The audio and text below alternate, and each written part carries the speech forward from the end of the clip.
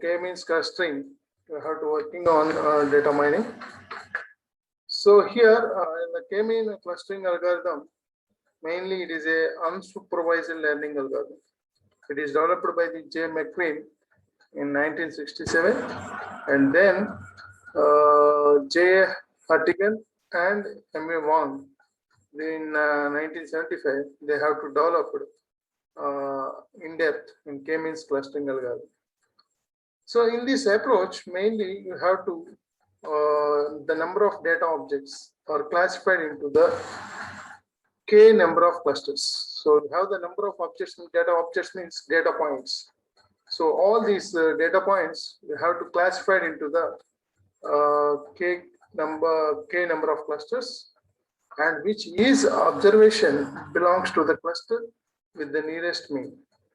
For example, see this diagram shows. So these are the data points, different data points. These data objects we have to group it into the clusters. This is represented as one group. This is represented as another group. This is represented as another group. After applying the k-means algorithm. So here, mainly you have to represent it defines the k sets, and one of each cluster is k is always less than n. Why? Because n is the number of points and k is the clusters. So the group of points, group of data points, or simply call it as clusters. So the clusters are placed away from each other, and then it organizes the data in appropriate data set and associated with the nearest set.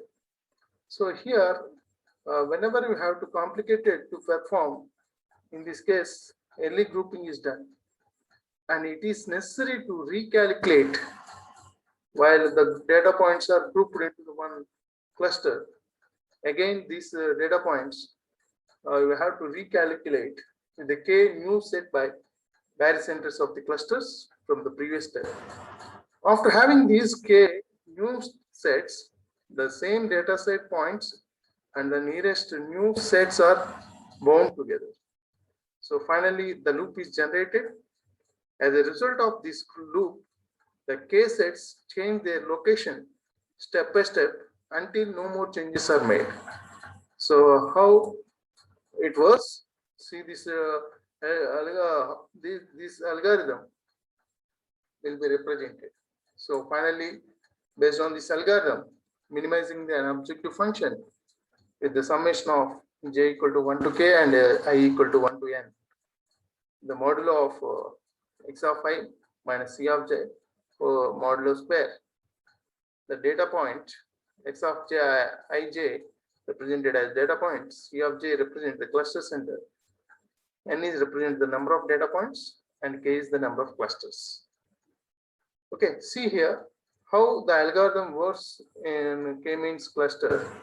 First, whenever you have the data points, you have to start.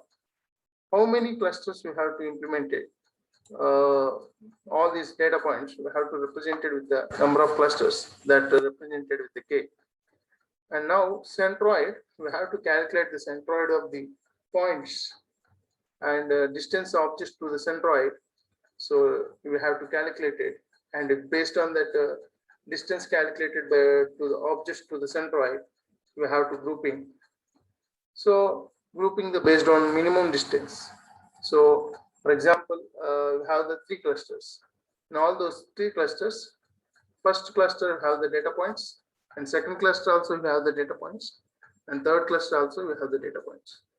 So first cluster data points, those data points mean you have to calculate it. Those are nearest to the cluster 1 or nearest to the cluster 2. Based on that distance between the centroids, we have to calculate it, and grouping based on that minimum distance. So you have to, once you have to complete it, no object in the group. For example, you have to repeat continuously. So loop is completed. Next step, both are you have to getting the same result. So automatically no object is grouped. So simply you have to stop this algorithm. So this is the k-means algorithm. Okay. So this K-means algorithm, in the examples we want to solve by applying the K-means algorithm. For example, using the K-means clustering, the following data into the two clusters show each step. So this is the problem. You want to solve this problem.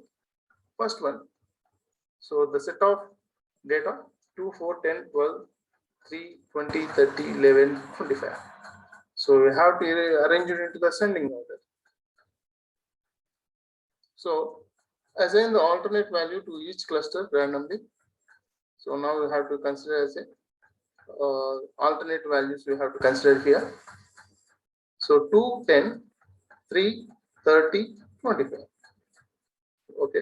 Now we have to find out the mean. 2 plus 10 plus 3 plus 30 plus 25. So we get the mean value is 14. Okay. And that means simply you can calculate 2 plus 10, 12, 12 plus 3, 15, 15 plus 30, 45, 45 plus 25, 70, 70 by 5. So you can get the mean value 14. Similar way, other alternative numbers 4, 12, 20, 11. So you have to find out the mean value, that is the 11.75. Now we have to again assigning the values. So you have to consider the least values.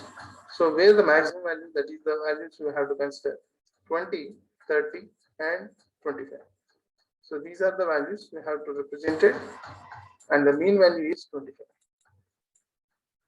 So similar way, least values we have to represent it in another cluster 2, 4, 10, 12, 3, 14, 3, 11. So you can find out the mean value is a 7. Similar way, higher values we have to represent 2, 30, 25, and the mean value we have to getting the same. Here in step 3 and step 4, you are getting the same result, mean values. That means you don't want to form no group, you have to form. So you can finally, this is the data we have to getting the result. That is the final answer is here we have to generate the two clusters 2, 3, 4, 10, 11, 12, and 20, 30, 25. This is the first method.